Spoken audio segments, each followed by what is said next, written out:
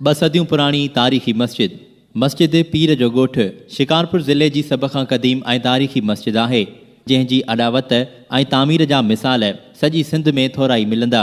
जॾहिं बि शिकारपुर ज़िले जी तारीख़ी इमारतुनि जो ज़िक्र थींदो त हीअ मस्जिद सभ खां मथां ई हूंदी। इन करे हिन मस्जिद जी ख़ूबसूरती ऐं अॾावती ख़ूबियूं कंहिंखां बि ॻुझियूं कोन्हनि। हीअ मस्जिद शिकारपुर जे सरहदी पीरनि पारां आबाद कयल हिकु ॻोठ पीर जे ॻोठ में मौजूदु आहे। हीउ ॻोठ तारीख़ी सिंध वाह जे किनारे ते आबाद आहे ऐं शिकारपुर शहर खां लॻभॻि ॾहाको खनि किलोमीटरनि जे पंध ते ॾखण तरफ़ तारीख़ी ॻोठनि नौशेरो अबड़ो ऐं माड़ी हाजन शाह जे विच ते वाक़िअ आहे। हीअ शानदार मस्जिद पीर मोहम्मद अशरफ जान सरहंदी नक्शबंदीअ ठाराई हुई, पर इहो मालूम न थी सघियो आहे त हीअ मस्जिद कहिड़े सन में ठही हुई। पर जीअं त पीर मोहम्मद अशरफ जान सरहंदी 18वीं सदीअ जो दीनी आलिम ऐं साहिब हैसियत शख़्स हुयो, तंहिं करे इहो पक सां चई सघिजे थो त हीअ मस्जिद बि 18वीं सदी ईस्वीअ में तामीर थी हूंदी। हीअ मस्जिद ख़ालिस पकियुनि सिरनि मां ठाही वई आहे, जेकी मक़ामी तौर ते तयारु थियल ॾिसजनि थियूं। हिन मस्जिद जी तामीर में 2 क़िस्मनि जूं सिरूं कतब आंदियूं वयूं आहिनि, हिकु सन्हियूं ऐं ॿियूं थुल्हियूं सिरूं, जेकी साइज़ में पिणु हिक ॿिए खां मुख़्तलिफ़ आहिनि। हीअ मस्जिद निहायती मज़बूतीअ सां ठाही वई आहे। इन जा बुनियाद तमामु ऊन्हा रखिया विया आहिनि ऐं भितियूं बि थुल्हियूं ठाहियूं वयूं आहिनि। इहो ई सबबु आहे जो वरिह गुज़रण जे बावजूदि हीअ मस्जिद काफ़ी हद ताईं पंहिंजी असली सूरत में मौजूदु आहे। हीअ मस्जिद हिकु मथाहें थल्हे ते ठहियलु आहे, जेको ज़मीन जे आम मथांछिरे खां 8-10 फुट ऊचो थींदो। मक़ामी माण्हुनि चवाणी हीअ मस्जिद 5 सालनि जे अरसे में ठही रास थी हुई ऐं हीअ मस्जिद शिकारपुर जे मिस्त्रियुनि ऐं मक़ामी मज़दूरनि जे हथनि जो कमाल आहे। 1 एकड़ एराज़ीअ ते पखिड़ियल हीअ मस्जिद 4 हिस्सनि में विरहायल आहे। मस्जिद जे अंदरें ॾाखणे हिसे में पीर अशरफ जान सरहंदी ऐं संदसि ख़ानदान जूं क़बरूं मौजूदु आहिनि।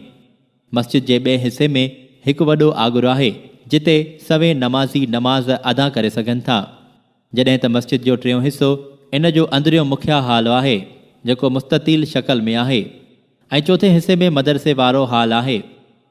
सिरुनि जे केतिरनि ई ॾाकनि ते चढ़ण खां पोइ मस्जिद जो मुखिया दरवाज़ो अचे थो, जेको टालीअ जी काठीअ मां ठाहियो वियो आहे।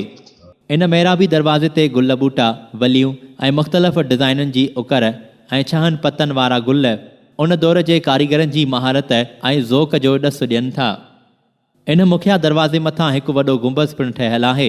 उन गुंबज़ जे ॿिन्ही हेठाहनि पासनि खां महिराब नुमा वॾियूं गोलायूं ऐं उन्हनि गोलायुनि जे अंदरि वरी नंढियूं गोलायूं निहायती कारीगरीअ सां ठाहियूं वयूं आहिनि। मस्जिद जी अॾावत ऐं आराइश हिक ॿिए खां ज़ोर आहिनि। वक़्तु गुज़रण सां गॾोगॾु सिम ऐं कलर जे करे हंधा हंधा मस्जिद जी दीवारुनि जूं पकियूं सिरूं लही या ॻरी चुकियूं आहिनि, जेकी वरी बाद में गारे सां मज़बूत कयूं वयूं आहिनि। मुखिया महिराबी दरवाज़े जे उतरे पासे खां अंदरां मथे हिकु ॾाकण वञे थी। इहा ॾाकण 2 फुट कुशादी आहे। पुराणे दौर में मुअज़्ज़िन इन ॾाकण ते चढ़ी गुंबज़ वटि अची आज़ान ॾींदा हुआ। मस्जिद जे उतरे पासे खां महिराबी अॾावत वारो हिकु हुजरो पिणु आहे।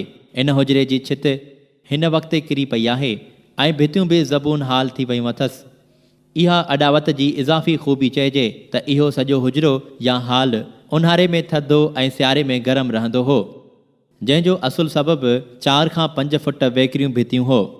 इन हुजरे में सरहंदी पीरनि पारां दरसो तदरीस जो सिलसिलो हलंदो रहंदो हो। मस्जिद जे आगुर वारियूं भितियूं महिराबी जोड़ चक वारियूं आहिनि। इन्हनि दीवारुनि में हवा जे लाइ कुझु लंघ पिणु ठाहिया विया आहिनि। मस्जिद पीर मोहम्मद अशरफ जान सरहंदी पीर जे ॻोठ जे मरकज़ी हाल खे 3 दरवाज़ा आहिनि।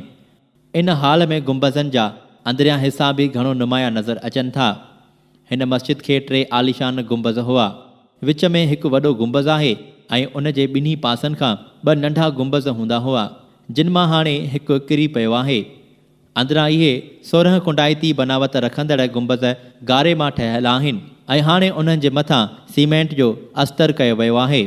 इन्हनि 3 गुंबज़नि जी मस्जिद जे हेठें फ़र्श खां ऊचाई 50 फुट आहे। दीवारुनि जा कुंगरा निहायत सलीक़े ऐं तरतीब सां ठाहिया विया आहिनि। सिंध जे बहिराड़ियुनि में जेकी बि मस्जिदूं आहिनि, तिन जी दीवारुनि ते अहिड़ा कुंगरा ज़रूरु नज़र ईंदा आहिनि। अहिड़नि कुंगरनि मां मस्जिद जी अज़मत, तक़दुस ऐं शान नुमाया थिए थो। हिन मस्जिद नंढे खंड ऐं सिंध जी तारीख़ जा केतिरा ई वरक़ उथलाइजंदे ॾिठा आहिनि। सिखनि सां जहाद लाइ हिंदुस्तान मां सैयद अहमद शहीद जॾहिं बालाकोट थे वियो त हितां लंघंदे हिन मस्जिद में कुझु वक़्तु तरसियो हो। इहो 1826 ईस्वीअ जो वाक़ियो आहे। शाह शुजा 3000 फ़ौजियुनि सां जॾहिं शिकारपुर ते हमिलो करणु पिए चाहियो त हैदराबाद ऐं खैरपुर जा टालपुर हिकु वॾो लश्कर वठी जॾहिं पीर जे ॻोठ वटि पहुता त पीर मियां निज़ामुद्दीन सरहंदी ऐं पीर फिदा मुहियुद्दीन सरहंदीअ जे विच में पवण सां टालपुरनि ऐं शाह शुजा जे विच में हिन मस्जिद में वेही ठाह करायो वियो। अहिड़ीअ तरह शाह शुजा शिकारपुर परगि॒णो ख़ाली करे लुधियाना तरफ़ हलियो वियो। पीर जे ॻोठ जी हीअ मस्जिद हिकु तारीख़ी यादगार आहे ऐं सरहंदी पीरनि जे तामीरी ज़ौक़ जो मुखिया ओञाण पिणु आहे।